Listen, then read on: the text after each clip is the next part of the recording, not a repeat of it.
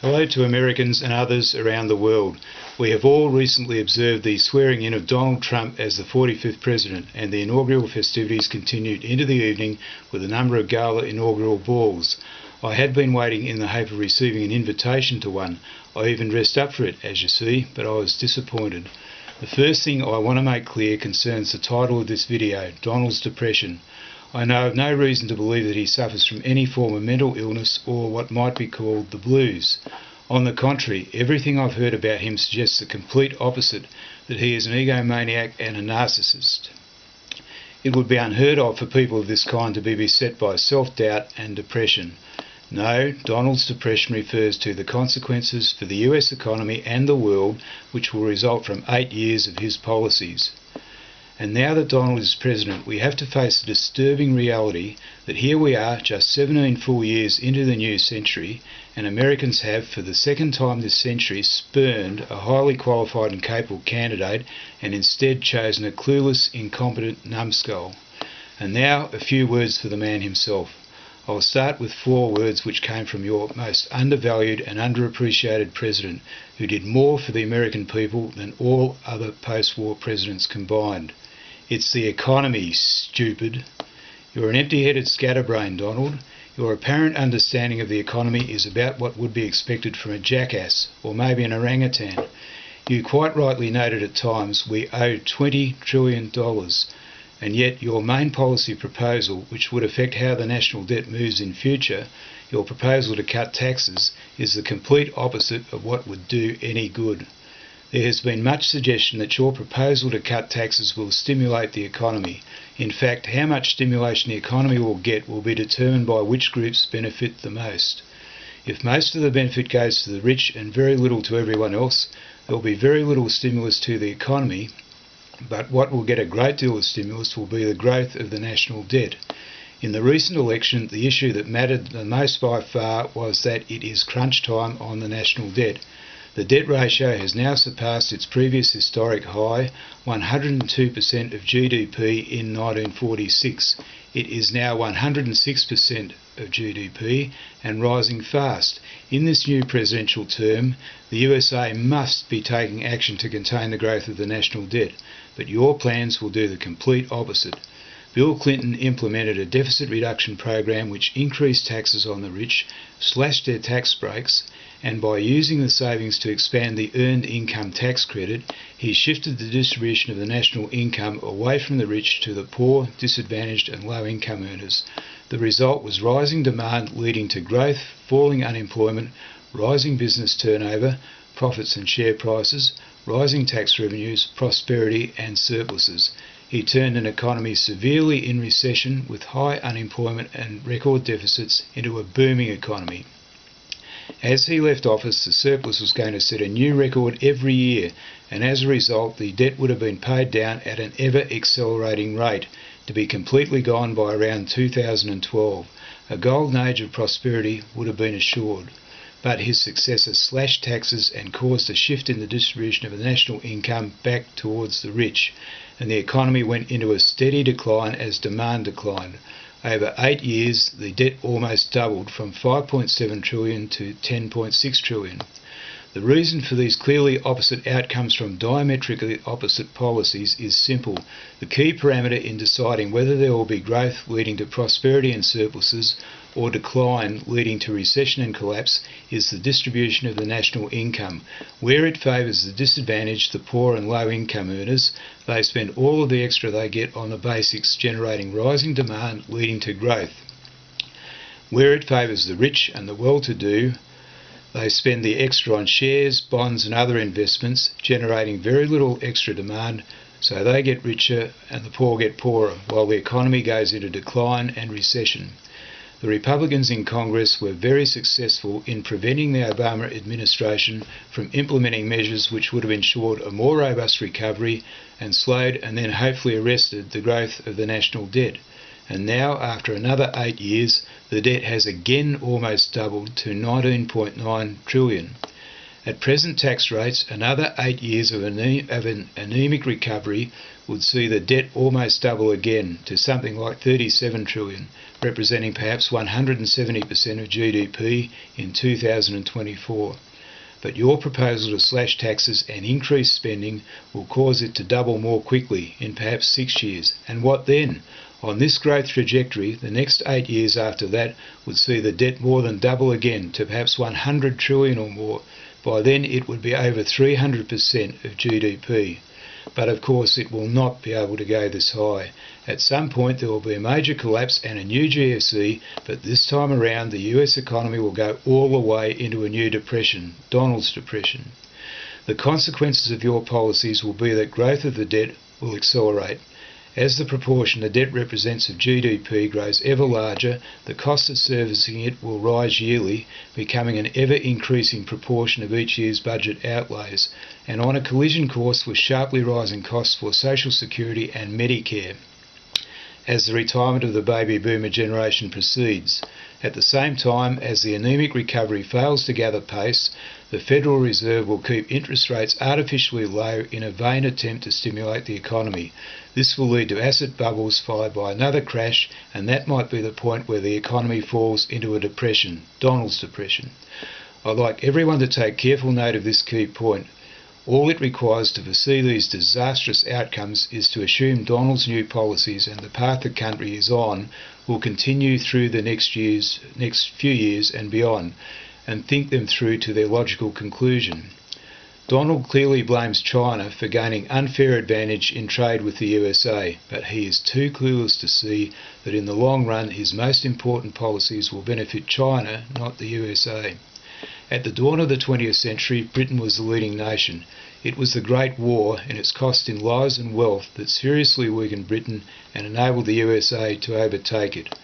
This is the USA's position now. It is seriously weakened, not so much by war, but by its own catastrophic blunders. And now, because of another blunder by the voters, tax cuts are to be implemented which will shift the distribution of the national income further in the wrong direction. The growth of the national debt will accelerate, and with it the pace of the decline, leading the USA and the world into the inevitable collapse into a depression.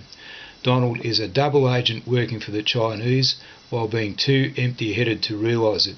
Because of the effect of his policies accelerating the decline, China will overtake the USA as the leading nation much sooner than could have been expected. Just think how good this is for the Chinese. They have a double agent working for them whom they didn't have to recruit and don't have to manage or pay. And now a word to Republican and Tea Party congressmen. You, yes you, the representatives and senators of the Republican caucus in Congress, or would a better word be circus, you are not fit to be congressmen and women. You should be driving taxis or delivering pizza. You lot are to blame for the fact that the USA is raising only 2/3 of the revenue it needs to fund federal budget outlays. The rest has to be borrowed and adds hugely to the national debt every year. Your activities since you won back control of the House of Representatives at the 2010 elections prevented the Obama administration from implementing policies to enable a more robust recovery. You are responsible for the impoverishment of untold millions of Americans. Those of you who have been in Congress since the 2000 election or before were responsible for helping implement the policies of the Bush administration, which sent a booming economy into decline, caused the GFC and brought untold misery on millions in the USA and around the world. It took only 24 men to carry out the September 11 attacks, which killed 3,000 people and caused perhaps 100 billion in damage. It has taken only a few hundred of you, by forcing your loopy ideas on the USA as policy, to cause the GFC, prevent a robust recovery, and cause the national debt to almost quadruple since 2001, where it should have gone to zero in 2012. You have done more than $20 trillion worth of damage to your country. You are a demented, loopy bunch of bastards. It would be fair to say that you are the offspring of the union between a cockroach and a maggot. You are not fit for any other purpose but to be used as a raw material for manufacturing pet food. Take note that I don't throw insults like that around lightly. Anyone would have to be a real bastard to qualify, as indeed you are. You also are double agents working for the Chinese while being too stupid to even realise it. hastening the day they will overtake the USA as the leading nation. As an indication of how clueless you really are, Bob Woodward, in his book The Price of Politics, noted that John Boehner and other leading congressional Republicans expected that growth in taxation revenues, as the economy recovered in the wake of the GFC, would enable the deficit to narrow. How could this possibly have occurred, since the rich were being let off from paying their fair share, the incomes of everyone else were stagnating, and job growth was very anaemic? In the same book, Woodward mentioned that there were members of the Tea Party who thought default by Uncle Sam would be a good thing. Perhaps they thought it would provide some easy solution to the problem posed by the national debt. Have you any idea what would happen if the USA defaulted? The whole worldwide financial system is based on one vital assumption, that US Treasury bonds, which are the backbone of the bond market, are a perfectly safe, risk-free investment. That assumption, realistically, has to be seen as pretty shaky nowadays, with no clear path to containment of the growth of the debt, but financial markets have no choice but to continue to make this assumption unless or until something truly catastrophic happens. If the USA defaulted, that assumption would go out the window, and with it Uncle Sam's credit rating. No one would have any faith in the USA's credit, and no one would want to buy any more US Treasury bonds. The immediate effect of the loss of the vital ability to borrow by selling US Treasury bonds would be that the budget outlays would have to be slashed to match what is being raised in tax revenues, cutting outlays by 1/3. The loss of so much cash going into the economy would cause it to promptly collapse into a depression. In the 1930s depression, the USA, going into it, was a creditor nation with a national debt only about 16% of GDP, and through the whole of this period retained the vital ability to borrow by selling US Treasury bonds. A new depression caused by a default would be much more severe and prolonged. Therefore, my admonition to Donald and those other empty heads in the Republican caucus in Congress is to put out of your minds right away any thought of default as a way of dealing with the national debt or the cost of servicing it. They should all note that the only form of government spending which is guaranteed by the US Constitution is payment of interest on the national debt. Section 4 of the 14th Amendment states, "The validity of the public debt of the United States, authorised by law, shall not be questioned." This means that payment of all of the interest on US Treasury bonds, as and when it falls due, must be made before 1 penny is spent on any other form of US budget outlays. It also means that it would be unconstitutional for anyone holding elective office, by any act or omission, to cause the USA to default. I call on the judges of the US Supreme Court to stand ready to enforce Section 4 of the 14th Amendment. I further call on individuals, institutions and other large holders of US Treasury bonds, in the event of a default on the payment of the interest, to file a lawsuit in the US Supreme Court for a class action naming the United States as defendant, seeking an order of the court that the USA pay all interest on US Treasury bonds as and when it falls due as the first priority of budget outlays.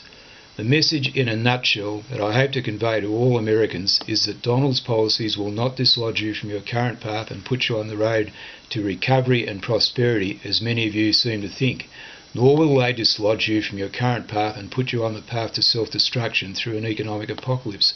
Your current path is the road to self-destruction through an economic apocalypse, and you have been on that path since 2001. Barack Obama's presidency tried but failed to dislodge you from it. Donald's policies will cause the USA's progress on the path to self-destruction to accelerate. Now, Donald, there's one other thing I'd like to suggest to you, which you should attend to without delay. You are clean-shaven, as every president has been since President Taft, and that is entirely appropriate. But that mop of hair! This isn't 1964, Donald, and your name isn't John, Paul, George or Ringo. You should aim to look the part and not look like what I call a scruff. I'm guessing everyone assumes you grow it long because it's getting sparse in places. Mike Pence's hairstyle would be the right choice for you. Are you at ease with your number 2 looking more the part than you do? Hop along to the barber for a mop chop. You can get it trimmed on top, but it should be short back and sides. It'll do you good, Donald. And talking of grooming, I'm overdue for a mop chop myself.